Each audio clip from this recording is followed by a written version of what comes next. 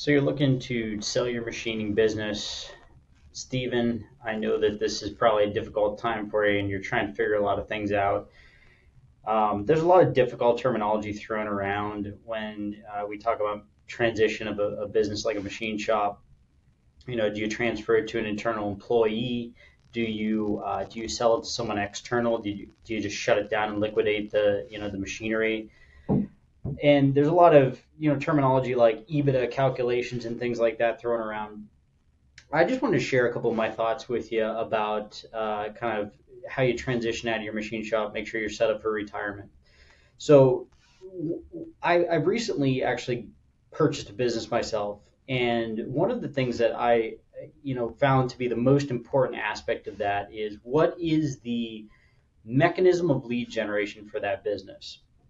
Because as a potential buyer for a business, yeah, sure, I'm thinking about what's the value of machinery? Can I liquidate that if I run out of contracts?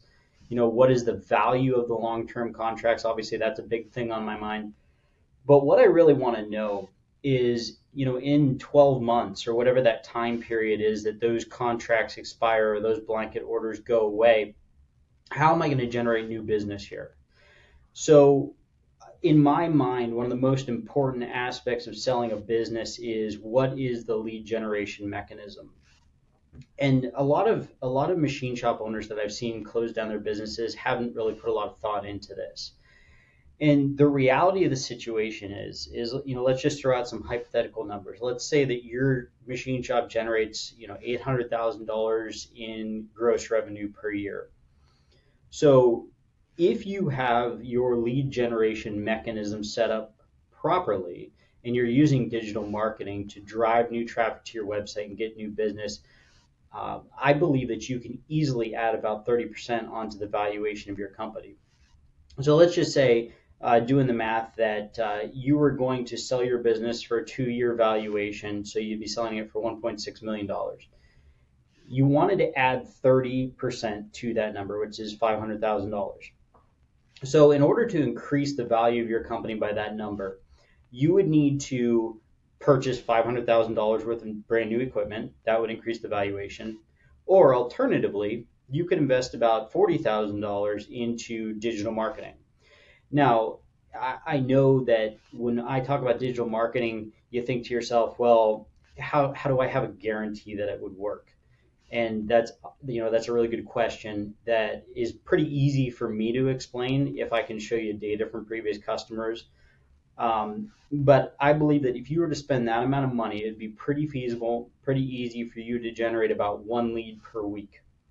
So if you were generating one decent lead per week, and let's just say that your close rate on those would be 10%. So you've got a 10% close rate, one lead per week. All right, so now, if you are to translate that into dollars, after 1 year, you would end up with about $260,000 worth of new business.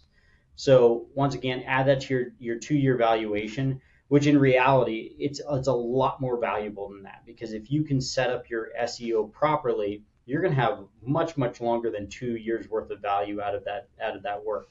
And that's something that you can absolutely sell to a prospective buyer. So you're adding that $260,000 per year of additional revenue from the leads that are being generated, times that times two. So now you've got your, close to $500,000 once again.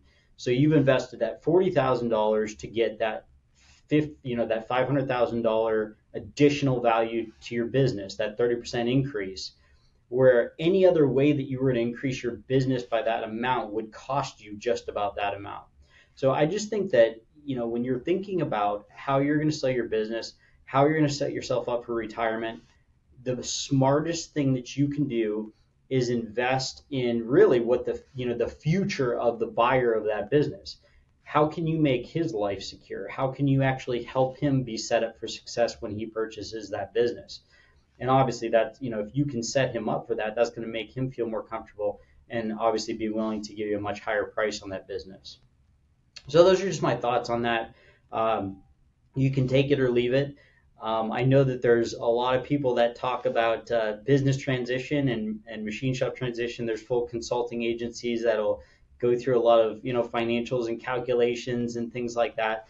But I really think that as a prospective buyer, my considerations really just come down to, what is the value of your long term, your blanket orders? What's the value of your machinery? And how much business can I expect you to continue to bring in, or this business to continue to bring in after you leave? I hope you learned something. I hope that was interesting to you. And feel free to reach out to me if you want to talk some more.